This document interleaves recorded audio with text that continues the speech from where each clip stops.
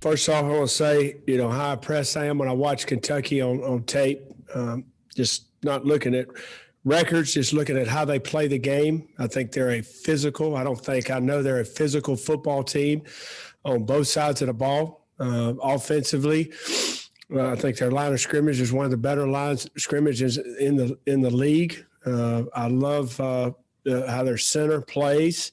He's smart. He's physical. So obviously he calls all their calls up front and gets them in the right blocking schemes. They have very good running backs. He's 24 and 22. Chris Rodriguez and then Asim Rose. Those two guys are exceptional guys. They run behind their pads, run physical. Terry Wilson's a guy that can hurt you with his legs and his arm, but they're a physical football team on offense. It's a mindset game for us defensively. We're going to have to be able to stop the run. We're going to have to be able to line up to the different things they do on offense. They do a lot of shifts, a lot of unbalanced formations where we got to make the right checks and get in the right gaps. Defensively, they base out of a 3-4 defense. They've got aggressive guys outside that can run. Up front, they're huge. Says 357 pounds for 95. He looks about 370, but they got big guys in there that can anchor the point and two gap. And they've got guys that can fly around defensively. I think they're first or second in the league in interceptions. They do a great job because they play a lot of vision coverage, play a lot of zone. And if you're not accurate in your passes or try to push the ball downfield too much in zone coverage is where they get interceptions. The punter is an outstanding punter. And number 6, their leading receiver is a good returner. Coach Stoops has done a great job. I remember when he came into the league, I was still at the University of Georgia, and he's built that program, and he's built it around toughness. I know they've had some COVID issues and had an opt-out yesterday. But I think we're all dealing with issues right now at every team. But we got an opportunity to play, and we're going to have to be ready because this is a physical football team, and we're going to have to play more physical than we've been playing to have a chance in Lexington on Saturday night. Questions? David with the first one. Hey, Mike, thanks for doing this. Were Shai, Ernest, and JJ able to practice today? Shai practiced in a yellow jersey. I think it's day 3 of his protocol. So he was non-contact and did practice, which is a good sign. JJ is out right now, and then Ernest is out. Ben Reiner. Mike, you mentioned kind of how tricky this defense can be. How much of a learning experience can that be for Luke going against kind of that odd front and some of the stuff that they do? Well, I think we got to do a good job to help him in how we call plays, and our centers got to do a lot to help him get us in the right run schemes. We won't put a lot on him as far as getting us in and out of plays. I think we'll have to block the looks. We'll have a couple things that I feel he can handle, but I don't. One thing you never want to do is you want to paralyze a guy where he cannot play fast and be instinctive. So what he can handle after we finish this week of preparation is what we'll take into the game. If it's something we feel like that he cannot handle or doesn't understand, then we won't call it. So we can control that. Mike Bobo. Mike, I know it's an individual honor, but I mean, when you have a guy like Kevin Harris being able to close in on a mark of 1,000 yards rushing, obviously that's something that isn't just about him. It's about the offensive line and everything that the offense has been able to do. What would that mean, you think, for this team, especially through everything they've been through these last couple of weeks? Well, I think it's a goal that is on our kids' minds, and not just Kevin. It's something that the offense takes pride in, especially the offensive line and the running backs. They know how close he is and know what he's meant to this football team offensively in the run game and the pass game. And they want to see him get to 1,000 yards. I think yesterday somebody said it was 2013 since the last time we've had 1,000-yard rusher here at South Carolina, and be able to do it if we are able to do it in a 10-game season against all SEC defenses, I think will be something that, this offense can build on for the future. Dick Cox. Mike, did you ever think when you left Colorado State, when you became a head coach again, that Adam Prentice would be your fullback, starting fullback? And what does he mean to your offense? Well, I think he's an unselfish player. First of all, you got to be unselfish to play the fullback position. I don't think he has a carry for the year. He's got a couple catches. He's and I've coached or been a part of offenses that have played fullbacks over the years, and they're usually linebackers that maybe were a step slow that we moved over that might have been scholarship players, or a lot of times they're walk-on linebackers that you bring over and they just want to do something to help the football team. And that's Adam Prentice. And then he's a starter on every special team. He's a valuable guy. He's been voted captain, a couple times this year, maybe 3 times, 2 or 3 times. I think the way he goes about his business every single day is the kind of guys you want on your football team. Whether we played with a fullback or not, you would want Adam Prentice on your team because he's a core special teams guy. He's an unselfish football player. Colin Taylor. Yeah, Mike, I'm just not asking you to reveal your game plan, but if Shai is in the game and is able to go, just how does that impact how you call a game, and what can you do more with him in there than without? Obviously he's our number one receiving threat for us this year. So I think it will keep a defense a little bit more honest defensively, that they, have to know where he lines up and, can keep, maybe more of a coverage shell or someone a little bit higher in the post, where if you didn't have him, and Georgia played some quarters last week, some 2 safeties looked, but the safeties were real aggressive. But if you've got a Shai in there, and as much run game we're running can open up some of the play action passes to him and Nick Muse. Obviously, Nick was big last week off some play action stuff, but you get Shai in there, that gives you another threat. Ben.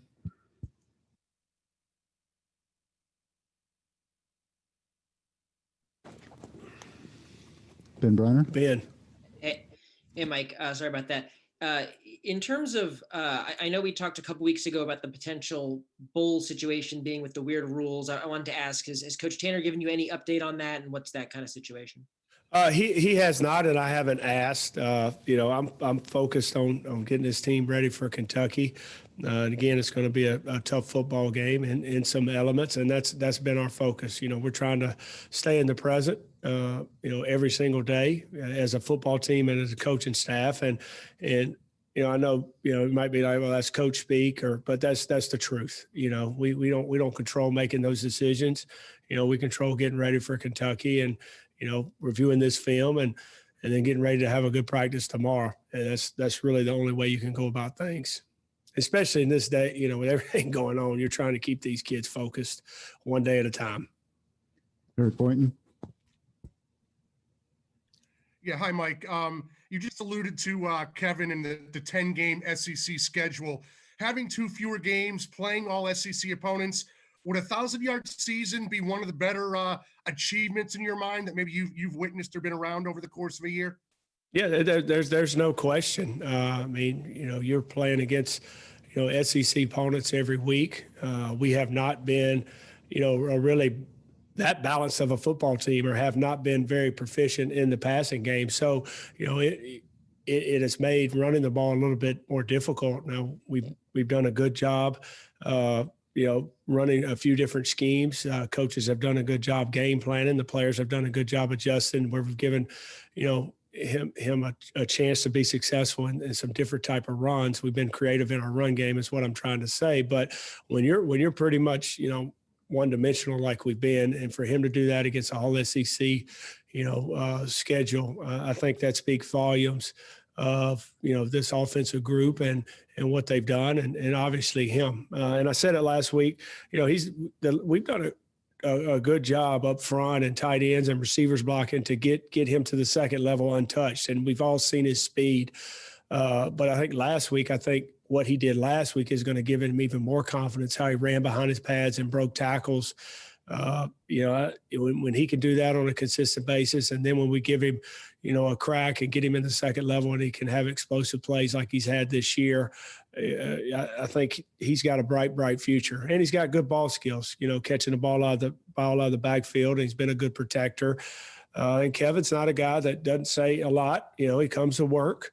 He came out of spring, down on the depth chart because of injury and really not getting a lot of time in it with his groin. I think he had in the 5 days, and then, basically went to work, didn't say anything, and improved himself. And I said this the other night on a call. I think Coach Kitchens has done a really nice job with all those backs, holding them to a standard of what we expect here of how to play running back. And those guys have responded, and you've seen pretty good running back play by our group. Dick Cox. With all this team's been through this year, would you personally like to see them get the opportunity to play another game against somebody other in the SEC? Well, I mean, I think, if you're a competitor, you want to play anytime you have an opportunity. And that was my message today to the guys. If you're a competitor, you don't worry about everything that's going around you. And, it's easy to say, we don't have this, we don't have that, our coach is not here. We're playing in, 29-degree weather at 7:30. I mean, there's a ton of things. But if you're a competitor, you step up and you answer a challenge and you own the situation you're in, you go to work. So if you have an opportunity to play, competitors want to play, and if we didn't want to play, then, that would tell you that we ain't got enough competitors here in South Carolina to be competitive. David. Mike, I know that you coached in cold weather for 5 years before coming here, but a lot of your guys here probably haven't played in it. How does that affect your game plan, planning to go up there where it might be really cold and might be snow on the ground? Well, cold weather has, I've coached in it in 5 years. I think it's a mindset. Obviously, it was a little chilly this morning. We went outside. That was the first thing I talked about in the team meeting of what the weather's going to be. And this is going to be a weather game, and it's going to be a physical game. And we got to have the right mindset. We can't be shocked when we get out there and it's cold. We got to go play. The cold never really, it's when it's cold and maybe windy. The wind probably affects your play calling more than anything. If the wind, and I've read the weather reports, I don't see the wind being that much of a factor, 8 to 10 miles an hour on the weather report I looked at last night. But, it could, if it gets slick out there, if it's snow to ice and it's a little, it could be. And I think protecting the ball is going to be huge in all areas. Points are going to be valuable if it's that type of weather game, so like we talked about in field goal block, if we get an opportunity to score, we got to score. If we get an opportunity to possibly either block an extra point or block a field goal, those could be big momentum plays. So we talked about that today, how, every possession is going to be important. Taking care of the ball is going to be important. And then the biggest thing is mindset, they got a lot. I know they live in Kentucky. I don't think it's been that cold up there, but they got a lot of players from the South too on Kentucky's team, so they're going to have to play in that weather as well. Rick Henry. Hey, Coach, a little earlier you mentioned about trying to keep the guys focused. I was just wondering, is maybe it a little tougher to keep some of them focused because of mental fatigue, just how trying this season is? Because we know how you can get beat up physically, but with everything going on this year, some of the guys maybe just getting a little mentally fatigued. I think so. I think it's been a long season. It's been a tough season, and things don't always go the way you want them. And sometimes, physical issues are going to happen every year in a season, like you just mentioned. But sometimes, the mental things can weigh on you more than anything. And we talked about that today. Frustration can lead to more frustration and can basically paralyze you. But if you try to separate that thing and focus on the task at hand, every single day and embrace the challenge that you have, because you're going to have challenges for the rest of your life. They don't realize that this is the best time in their life right now in college, when we take care of them and we feed them and we clothe them, and they're going to, for long, they're going to have a job and they're going to have a family and they're going to have a wife looking at them, when they come home and, asking them a bunch of questions, and they got to provide. And and things might not go right, whether it's with your job, with your family, with your health, with, family members' health. And so, everybody has challenges, sometimes we tend to look at our own self and think we have the biggest problems in the world, and everybody's dealing with them. I just constantly harping that, and to be honest, it's been harder this year because it's harder to hold them accountable when the NCAA allows people to opt out at any time. And there's no consequences. No, you can't hold them accountable. Yes, it was for COVID, but now, there's opt-outs every other week, and there's nothing to hold them accountable for. Stay on scholarship. You get your cost of living. It's been tough, and it's been a challenge. And we're not the only people dealing with it. Every coach in America is dealing with it. So, I'm not, like I told them, I'm not going to cry about it. I'm not going to cry about the situation that we're in. I'm here. I don't know for how much longer, but I'm here right now, and I expect to have a great practice and get ready to go kick, Kentucky's butt. Colin Taylor. Yeah, Mike, 2 questions. Do you know who's going to start at left tackle this weekend? I do. Are you at peace with sharing that, or are you going to keep that a secret for a little No, bit? you'll probably see both guys. I don't know who's going to start yet. Okay. And I guess on the TV broadcast, they talked about Luke Doty Thursdays. I'm curious, can you kind of share how that came about? And just sometimes I'm a negative person. I kind of, I'm always, and I'll be positive, and in a meeting, sometimes I'm always harping on the little things that we got to do right. And so a while back, I was coaching at another place. I decided to make Thursday positive Thursday. We're going to be positive. I'm going to say nothing positive. We're getting right, So it's always been positive Thursday for me on Thursdays to get myself right going into Saturday. But when I came here, Luke Doty, it doesn't matter whether he threw a pick or he misread something. He is the most positive guy in the world. So I changed it to, Luke Doty Thursday because he's positive. That's the story. Michael Espy. Hey, Coach, I don't know if you realize this, but hey, can you hear me? You got me? I don't know if you realize this, but Kentucky and Carolina are the only 2 teams in the SEC that are playing their 10th game this weekend. If I would have told you that at the beginning of this season, what would you have said to me?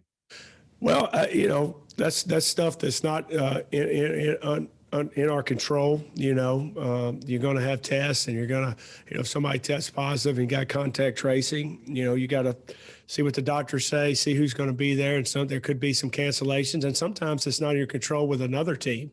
I think we've been, I wouldn't have thought that, I think it's a credit to, the SEC and everybody being structured, being organized. Obviously, Kentucky has had some issues and played probably close to the number last couple of weeks. And I think you get to this point, you're like, we're going to keep playing. If you got some of these teams that are going to stretch out and play games to December 19th. Have 3 more games, in a season that's already been so long that, somebody asked that question, the mental side of it for these players. I wouldn't have thought it, but here we are right now, knock on wood, we got one more test on Thursday, and our goal is to get this game in and go up there and compete. But, I didn't think we'd make it this far, to be honest. Ben Briner. Mike, you kind of talked a little bit about, guys having the opportunity to opt out and all that. And I guess, what do you learn about Shai in the fact that, it's been a rough season and he's still fighting to come back?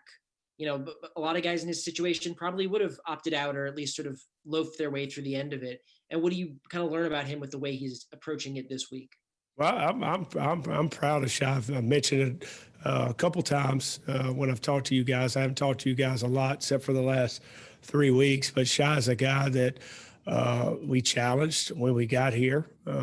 Told him what we needed, out of him to help this football team and for himself to be successful. And Coach Cox has done a really good job with him. He's done a good job, and we're trying to game plan yesterday and went and found him and talked to him, and he said, I'm trying to go. And, ultimately it's the doctor's decision. You don't play when it's dealing with head injuries, and we'll see what they say, but I'm excited. He was out there. I didn't think he was going to do as much as he did today. And I think, it's kind of what I talked about the seniors. Your legacy is not going to be in wins. Your legacy is going to be how you fight through adversity. How do you pass down to the younger guys when things aren't going good? How do I work?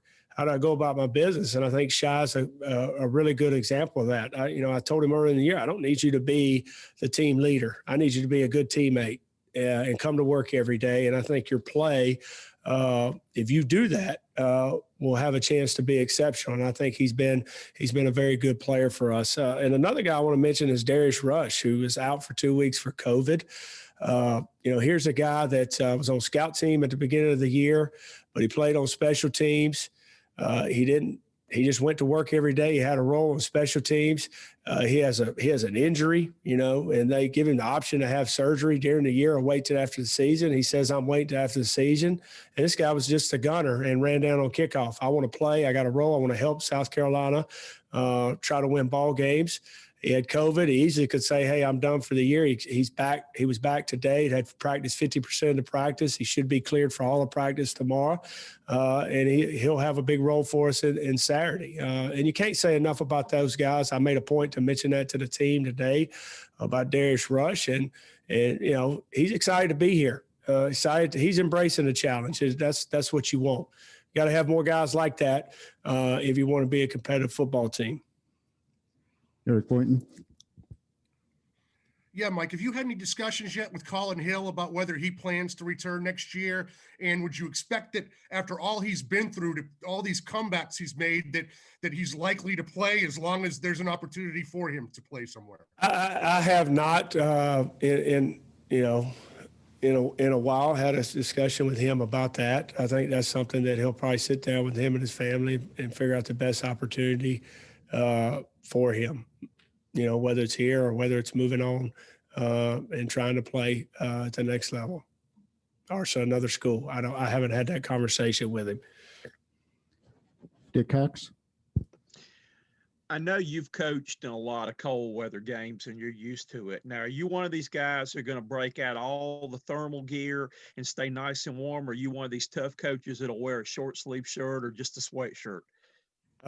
Well, it's kind of, in Colorado, I wore shorts sometimes when it was cold and wore short sleeves in like 10-degree weather when we played Utah State one time, just to prove to the guys that it's not that cold. It's going to be cold.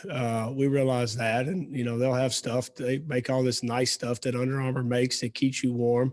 The main thing is they won't wear sleeves if they touch the ball. And as far as me, I won't have a lot on. But people don't realize is when I got sick, I lost a lot of feeling in my, hands and my feet. My feet are still numb. So, when it gets cold, it used to be your feet get first thing that gets cold. See, I can't feel my feet anyway. So people think I'm tough, but I have some nerve issues where cold weather doesn't bother me right now. Bill McGraney. I guess sort of on that subject, what was your coldest game that you played in? Do you remember the number and if there was snow on the ground or any of those kind of? I played in. I don't even remember a cold game that I played in. I cannot even remember one that we played that was really, really cold that it bothered me. Now, the last 5 years coaching in some, there's been some cold ones, especially in Laramie. There's one in Colorado Springs that was extremely, extremely cold. The humidity's not bad out there. So if the sun's out, the cold weather's not that bad. When that sun goes down, that wind picks up, it can get a little cold out there. But as a player, I cannot even think of a cold weather game that I was like, oh, this would be miserable. Yeah, I think Adam Prentice was saying a little earlier when he was in here that y'all were playing at Wyoming and there wasn't any snow in the first half, and at halftime, y'all came back out and there was snow on the ground. Yeah, I showed that to the defensive coaches a few weeks ago. I said, just pull up the game and just first half, click a play, and then go to the second half. It was like I thought it was a blizzard. Of course, those people up there, they said this isn't a blizzard. This is just normal. But it was an unbelievable football game. It turned into a weather game. It was basically inside drill the whole second half, and I never forget. I'm on the headset, and I said, I wish we had some quarterback run game in this game. And then that fourth quarter, Wyoming basically went to quarterback run with Josh Allen, and we couldn't stop him because they had extra. You know, it's both teams are loading the box, and the guy with the team with the quarterback run ended up winning that game. It was wish we could have won, but it was one of those classic games because of snow and just I mean, it was a brutal game. So I guess both teams on Saturday will have that luxury of the quarterback run game. Both teams will have a luxury of quarterback run game. They've have a lot more reps and experience at it than we do. That's what they do. That's kind of how they built their offense. Now they do have really, really good passing schemes off of their run action and a lot of four vertical stuff, a lot of switch verticals, a lot of getting backs and putting them on wheel routes and things that we've got to be good with our eyes in the back end. And we did some of that stuff last week in the passing game and hit some of them, and we missed some of them. But hopefully we'll be a little bit better this week, second time around. Eric Boynton. Yeah, Mike, obviously you're going to call plays to try to win the ball game, and Kevin is always a huge part of your approach. But will it be in the back of your mind at all on the sideline that he's so close to 1,000? Will that factor in if maybe you can get him an extra carry here, there, that type of deal? You can't approach a game like that in the game. Now, this is a certain part of a game in the game when the game's out of hand, then, you might say, what's he at? He needs another carry. But, you're playing a game and you're trying to win the game. And I think he'll have an opportunity, Eric, because he's such a vital part of our offense. And with, Fenwick down and, being the last game, he'll have enough carries to have that opportunity.